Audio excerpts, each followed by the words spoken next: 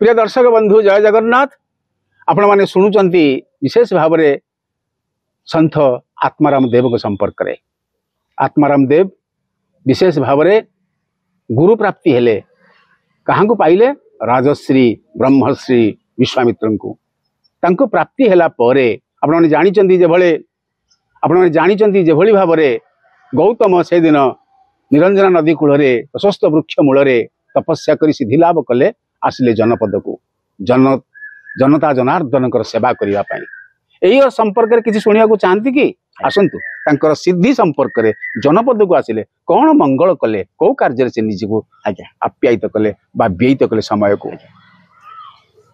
घर आसला गुरुदेव से बेलमूल गुरुदेव सहित बेलबण बहु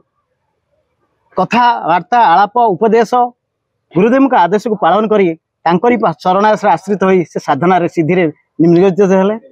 95 दिन न खाई न पी से गुंफा भितर हुंका पलटि गले एवं 10 वर्ष निर्विकल्प जोग साधना कले भूलोक भूर्वलोक एमती सप्त साधना कले माँ को पाई सारा बापा को पाई सारा माँ को पाई से निज जीवन को समर्पित कले जो माँ को साधनार सिद्धि पाई से भरा बीरबा नदी में एकूल सेकूल को चली जाते भरा नई रे जना पड़ुनथला से पानी अकात अकातर पानी रे एवं निर्विकल्प जोग मध्य उई हुंका हो न खाई न पी 95 दिन रही पारथिले यह तांको महानतार परिचय एवं गोटे धाड़ी एठी कहि रखे आज्ञा से दिन जो पिलाटी जंगल रे विशेष भाव में लोक मान को हत्या करुथिला ता ना कोन जानती ता ना होचंती दस्यु रत्नाकर गुरु प्राप्ति हेले नारद महर्षि आसिले तांको एभली शिक्षा देले जो शिक्षा रे से उई हुंका पलटिले राम मरा मरा शब्द कहू कहू राम शब्द रे परिणत होता से भली गुरु प्राप्ति होते आत्माराम देव यही माटी रे यही भूमि रे यही विरूपा नई कूल रे यही भली बेलगछ मूल थी तपस्या द्वारा सिद्धि हेले एवं से सिद्धि अर्जन कर सारा पर आपने शुणी निश्चित भाव में तांकर पादुका मंत्र थिला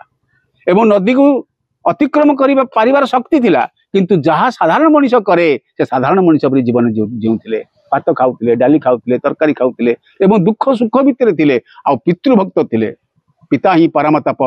पितरी प्रतिमा पर्णे प्रियंती सर्वदेवता मातृभक्त थिले माँ थिले तांकर सर्वस्व मातृ आज्ञा पालन करी से जीवन को निज यही साधना सिद्धि भितर एभली कृपा प्राप्ति होइतिले जो कृपा द्वारा ही से ही गले आम जगतर समस्त जीव मानकर मंगलकर्ता कहतु शेष धारटा कौन कहवा शेष माँ बड़ भाई बाबाजी होगा सान भाई भी बाबाजी होगा संसार रमती तेणु माँ तांकर जोगी महांती एवं घर जेते शांत शीत एवं निज गहना को आनी गुरुदेव पाखरे निज पुओ को मुकुड़े देवा को प्रचेष्टा कर गुरु किए विश्वामित्र पाखे 9 बही पड़ी जाइए कानी पारी देइछंती सबु संपत्ति थोई देइछंती जहाँ निजर थिले जे मो पुओ को मुहते फेरे दियो गुरुदेव मते फेरे दियो से समय गुरुदेव को हुकुम पाई बाबा बा डीजे आत्माराम देव निज आसन ओल्हे आसी माँ को कोंढे नहीं जा माँ आज ठारू तू मोर बापा मोर माँ मोर एवं परिवार भी मोर केबे हेले मु तते तो मानस कामना मु तते विच्युत करिवे से दिन आदि शंकराचार्य जेतले सन्यास धर्म ग्रहण कले सन्यास धर्म रे घर छाड़ला पर घर को फेरंती नाही सन्यासी माने एवं से सन्यासी भाव में जिते बाहर को गले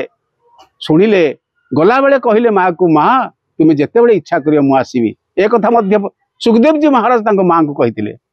एवं जिते बड़े तांको माँ कर काल होइथिला सेते बड़े से शुणिला मात्रे आसिले एवं माँ को पाखरे एभली मातृभक्त थिले तांकर समस्त श्रृंखला को प्रतिहत करी आसिले एवं माँ को नहीं दाह करथिले एवं मातृभक्त थिले सेही भली भाव में आमर संत आत्माराम देव थिले मातृभक्त समस्त साधनार सिद्धि भगवत प्राप्ति होइतिले मध्य भगवत परायण होइतिले मध्य समस्त विभूति प्राप्ति होइतिले मध्य निजे साधारण जीवन रे साधारण मनुष्यटीए परी जीवन व्यतीत होइतिले आपण माने अनेक कथा सुनिचंती आहुरी मध्य अनेक कथा सुनिबा को अछि तेबे बड़ कथाटी होउची प्रिय दर्शक बंधु एई जो कथाटी आपण सुनिले गोटिए कथा ताहा होउची संत आत्माराम देव जी माटी सहित माटी हेकिरी पानी सहित पानी हेकिरी यही भूखंड रे अर्थात ये जो विरूपा नई कूल रे जोठी बिलो बण जोठी जटाधारी आश्रम से आश्रम रे साधना सिद्धि है अनेक लोकंकर उपकार निज जीवन को व्यतीत करते कहतु संत आत्माराम देव की जय।